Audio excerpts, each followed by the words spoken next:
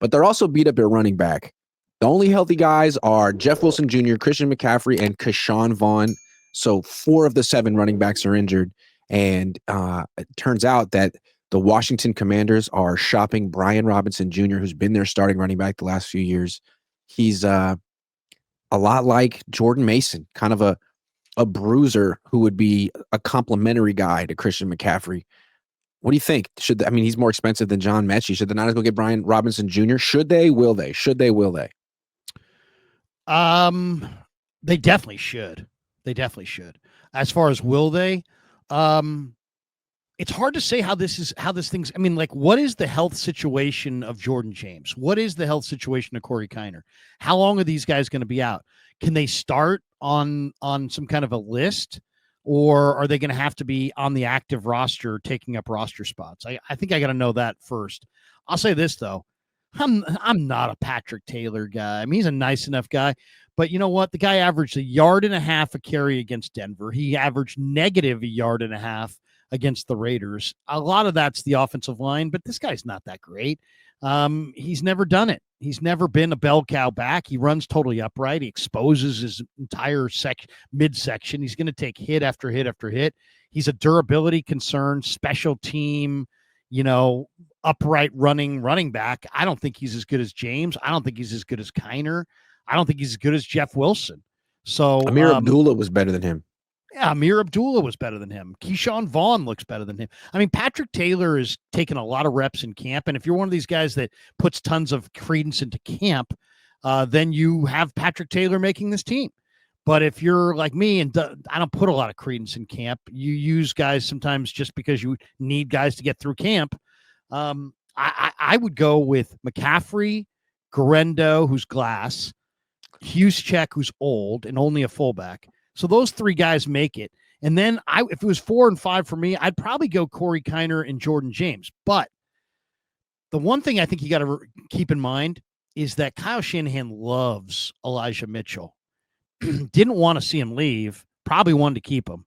And from what I've heard from my friends in Kansas City, he will not be making Kansas City's roster.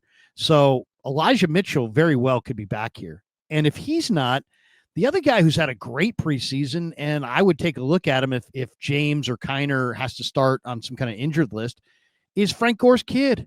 Frank Gore Jr. is averaged 6.4 yards per carry in the last preseason game, and he caught like 3 or 4 passes for like 30 or 40 yards. So, he's not Frank, but he's a poor man's Frank, and he plays a lot like Frank. He looks a lot like Frank. Those are the 2 guys I'd be looking at: Elijah Mitchell and Frank Gore Jr. If you don't have Jordan James or Corey Kiner. But if Brian Robinson's out there, I've had a couple people, I said, the Niners ought to go get Brian Robinson. And immediately I've got these Niner fans going, oh, he's too slow. Too slow? He's faster than James. He's faster than Taylor. He's faster than Vaughn. He's faster than Kiner. He's faster than Juszczyk. The only guy he's not faster than basically is Garendo and McCaffrey. Brian Robinson's a better running back than Isaac Garendo. I mean, like, he's a proven starting running back. Isaac Garendo might be good. I think he had 84 carries last year. He was hurt a lot. He's hurt again. And you got to question his durability, like a shoulder injury in a special teams drill.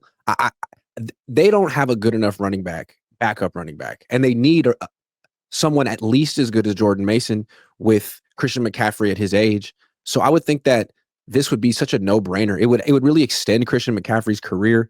Maybe they feel that they'd have to give him an extension. They don't want to do that, but he would make their offense so much better in short yardage, in the red zone. I think they should do this if they're really serious about being as competitive as possible this year. I mean, I really like Brian Robinson. I mean, he's a big power back. But what's happened in Washington's camp is that they have Austin Eckler, but this rookie Ja'Cory Krosky-Merritt from Arizona has had a great camp. And they've got some other guys there as well. Demetric Felton, Chris Rodriguez, McNichols. They got some other guys, but they love this kid Ja'Cory Krosky-Merritt. And supposedly he's going to be the starter, and that's why Robinson's available. Lynch obviously knows Peters really well. If there was a deal to be had there, you would think he would be able to make it. I would love the idea of Brian Robinson. We're talking about 6'2", 225 pounds, runs really hard. kind of a more powerful tackle breaking version of Jordan Mason. I mean, what was the plan to replace Jordan Mason this offseason? Like, hope that Isaac Guerrero takes the next step? I mean, I don't know if that's going to happen.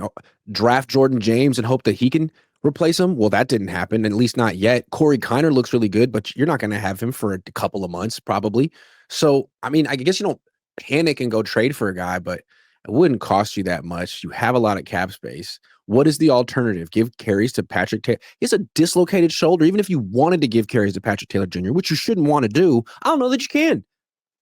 So, is that what it is? Is that you're what not it is? going to unironically play Jeff Wilson Jr. week 1, are you? Is it dislocated shoulder? Dislocated shoulder for Taylor. Yeah. Okay. I wasn't sure what I knew it was a shoulder. That's according to Matt Mayoko. I was reading his report on all the latest. First of all, I'm not worried. And it's not about that injury. It's about the next injury because this guy runs totally upright. That's okay if your name's Eric Dickerson, but if your name's Patrick Taylor Jr., you're just going to get smoked. And he does. He gets smoked. And he didn't run well against the Raiders. And it's easy to go, well, the Niner line didn't open holes, and they didn't.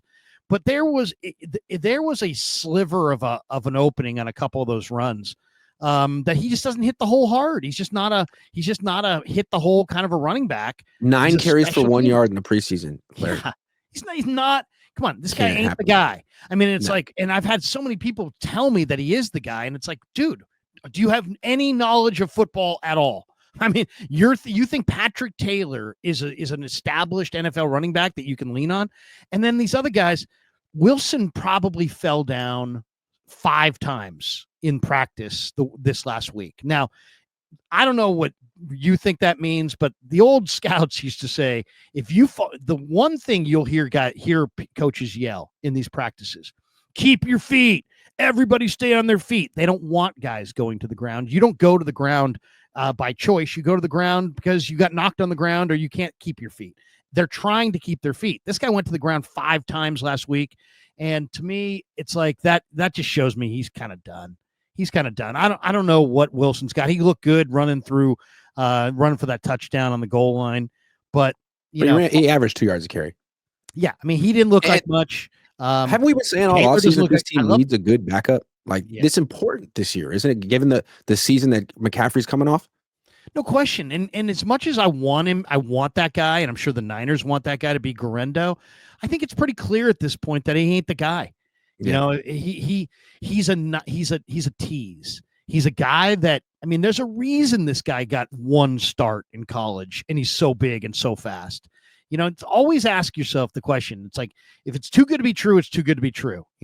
Oh my God. He's not a running back. He's a gadget guy. He's a gadget guy. You can give him a few carries. You can throw him a screen. You could throw him a wheel route. But to give him even 10 carries in a game, he might get hurt. I don't feel comfortable with that. He's a gadget guy, in my opinion. Total gadget guy. Yeah. He's a gadget guy. He's I don't even know if he's a halfback. He might even be a running back. He might be more of a receiver, but you're right. He's a special teamer, gadget guy. I want him. Don't get me wrong. I want him on my team. Mm-hmm. But if you said to me, based on what you've seen all summer, who do you think is RB2? It's Corey Kiner. No question. Doubt, it's Corey Kiner. That injury really was, I mean, that's not devastating, but that affects the 49. I mean, there was a world where he could have had 5 to 10 carries week 1. Yeah. And he does everything well. With Corey Kiner. You saw it in practice. You really were a scout. I can't see it until it's actually time to tackle with running backs. You were like, hey, he makes guys miss. I'm like, made me miss. I don't know. Wait, it's funny. We don't get a lot of access, right? We just don't. The Niners keep the media pretty far away, but they do let us talk to the coaches once a year, twice a year. And I walked right up to Bobby T and I said to him, Bobby T, this kid's got unbelievable contact balance. And Bobby T is not the kind of guy that you tell anything to. He tells you things. So he kind of gave me kind of a funny look when I said it, but he also said, yep, you got that right. That's what he is. Cause that's what this guy is. And the other thing is that Corey Kiner was a great player in high school. So this guy's been like the man going back to high school, and he's got great contact balance. And then in this camp, he's shown that he can catch the ball. And in that first Denver game, he was one of the highest rated backs in the league as far as pass protection. So I like Kiner. He's a step slow, but he's a great tackle breaker. But yeah, now with a high ankle, I mean, how about this? He got smoked and he got injured on the play, and he still didn't go down. I mean, how many Yep. backs? Guerrero couldn't take that kind of hit and not go down. I mean, Corey Kiner took that hit. If that ankle hadn't been sprained, he was going to take off for another 15, 20 yards. So I really like Kiner, but I would totally go for Robinson if they could get him. Blood Moon says Mason mentally weak, never got over that ass chewing. I like Mason. I hope he does well in Minnesota. I think that's a guy that doesn't hurt to root for, but teach his own. Joseph Ehrenberg says stout injury is worrisome, especially as a quote unquote calf. Yeah. I'd like to see him at practice tomorrow. Be nice. Although Chase Lucas is really stepping up. Which is another Luis big Madera question. says, what do you think about Nick Nash out of San Jose State currently fighting for a roster spot in Atlanta? Should the Niners consider picking him up if cut? Yes. I mean, Nick Nash, I have him on my list here of, 10 or 12 receivers that I'll be looking for at the waiver wire, and he absolutely can play. I mean, Nick Nash was a prolific receiver. Here's my short list. These are the guys I'm looking for receiver-wise at the cutdown. Mario Williams, Laviska Shenault, Giles Jackson, who was at the Niners local pro days on Phillies camp. He's from Antioch, went to Freedom High School. Derek Young from Seattle, Elijah Badger from Kansas City, Romeo Dobbs in a trade with Green Bay, Malachi Corley from the Jets, Rock Taylor from the Steelers, went to Memphis, Nick Nash from the Falcons, and then Jerry's kid, Brendan Rice from the Chargers. I think he gets to cut as well.